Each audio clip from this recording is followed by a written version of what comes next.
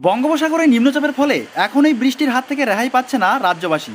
আগামী দুদিন বেশি বৃষ্টি হবে উত্তরবঙ্গে, বৃষ্টিতে ভিজবে দক্ষিণবঙ্গ। নমস্কার বন্ধুরা, আপনাদের সকলকেই স্বাগত জানাচ্ছি আমাদের ফেসবুক পেজে। বন্ধুরা, এই মুহূর্তে আপনাদের সামনে হাজির হয়ে গেলাম আজকের আবহাওয়ার বিশেষ আপডেট নিয়ে। দক্ষিণবঙ্গে আবহাওয়ার উন্নতি হলেও উত্তরবঙ্গে আজ শুক্রবারও অতি ভারী বৃষ্টির সতর্কতা রয়েছে। দার্জিলিং, কালিম্পং, জলপাইগুড়ি এবং আলিপুরদুয়ারে এই 4 জেলায় অতি ভারী বৃষ্টির সতর্কতা আলিপুর আবহাওয়া দপ্তরের। ভারী বৃষ্টি হবে কোচবিহার জেলাতেও। বজ্রবিদ্যুৎ সহ 2-1 পশলা হালকা থেকে মাঝারি বৃষ্টির সতর্কতা থাকবে মালদহ ও 2 দিনাজপুরে।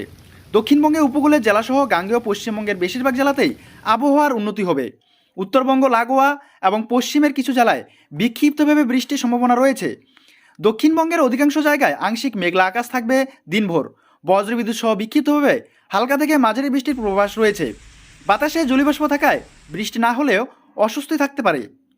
সোমবার পর্যন্ত ক্রমশ বৃষ্টির পরিমাণ কমবে এবং আবহাওয়ার উন্নতি হবে। মঙ্গলবার থেকে ফের রাজ্যের বৃষ্টির আশঙ্কা। কলকাতায় শুক্রবার আংশিক মেঘলা আকাশ, বৃষ্টির পরিমাণ অনেকটাই কমবে, আবহাওয়ার কিছুটা উন্নতি হবে। 2-1 পশলা বজ্রবিদ্যুৎ সহ হালকা বৃষ্টির পূর্বাভাস রয়েছে। সোমবার পর্যন্ত বৃষ্টির পরিমাণ ক্রমশ কমবে, আবহাওয়ার উন্নতি হবে। আজ শুক্রবার কলকাতার সর্বনিম্ন তাপমাত্রা 25.3 ডিগ্রি সেলসিয়াস, যা স্বাভাবিকের তুলনায় 0.7 ডিগ্রি সেলসিয়াস কম। গতকাল বৃহস্পতিবার সর্বোচ্চ তাপমাত্রা ছিল 28 ডিগ্রি সেলসিয়াস, স্বাভাবিকের তুলনায় যা 4.5 ডিগ্রি সেলসিয়াস কম।